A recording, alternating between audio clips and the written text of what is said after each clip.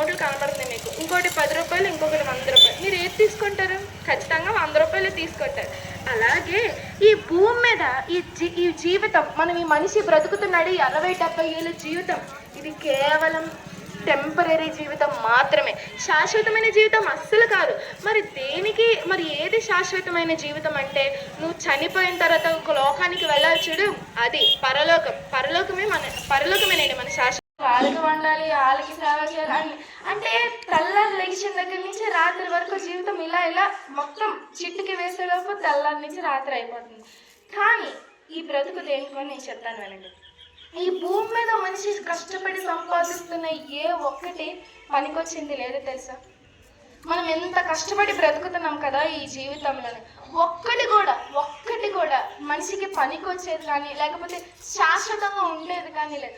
శాశ్వతంగా ఉండేదంటే, ఇప్పుడు మీరు కట్టుకున్న చీర ఈరోజు ఉంటుంది, ఒక 3 రోజులు 4 రోజులు వాడతాం, ఒక మహా అయితే ఒక 3-4 సంవత్సరాలు వాడతాం ఆ చీర. తర్వాత ఏంటవుతుంది? చిరిగిపోతుంది. ఏదైనా శాశ్వతమా ఈ భూమి మీద? ఏది శాశ్వతం లేదు. మనుషులే పర్మనెంట్ గా బతకలేకపోతున్నారు ఈ భూమి మీద. మనుషులకే శాశ్వతం లేదు. అంటే మనుషుల జీవితానికే ఒక గ్యారెంటీ లేదు. నిన్న పుట్టిన వాళ్ళు ఈరోజు చచ్చిపోతున్నారంటే మనకి ఎక్కడైనా నమ్మతగ్యంగా ఉందా?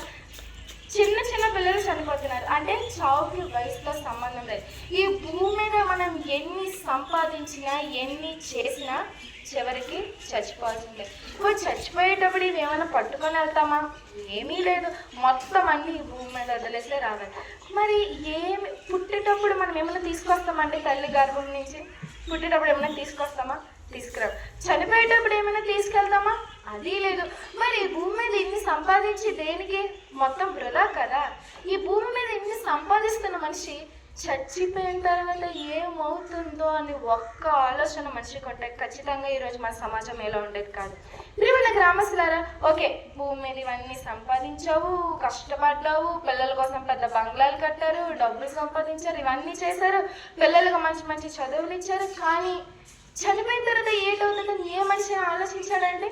లేదు. ఇప్పుడు నేను చెప్తాను, చాలా జాగ్రత్తగా వినండి ప్రియులారా. మనిషి ఇప్పుడు నా పేరు పప్పల శ్రేష్ఠ. నేను చనిపోయాను అనుకోండి, ముందుగా మా ఇంట్లో వాళ్ళు నన్ను ఏం చేస్తారు? ఫస్ట్ నాకు స్నానం చేసి బయటకు తీసుకొచ్చి తెల్లగొడ్డ కప్పుతారు కదండి. తెల్లగొడ్డ కప్పి ఊరు వాళ్ళందరినీ పిలుస్తారు. ఎందుకు పిలుస్తారు? చివరి చూపుగానే పిలుస్తారు, అంతేనా కాదా? ఇప్పుడు చివరి చూపుగానే వచ్చిన వాళ్ళందరూ శ్రేష్ఠత వెళ్ళిపోయిందిరా, శ్రేష్ఠత చచ్చిపోయిందిరా అంటున్నారే. మరి గడ్డి మీద పడుకొని పెట్టిన ఈ దేహం, ఈ శరీరం ఎవరిదండి? ఎప్పుడైనా ఆలోచించారా? ఈ గడ్డి మీదే శ్రేష్ఠత అని పడుకొని పెట్టుకొని శ్రేష్ఠత చచ్చిపోయిందిరా, వెళ్ళిపోయిందిరా అంటున్నారే. చచ్చింది ఎవరు?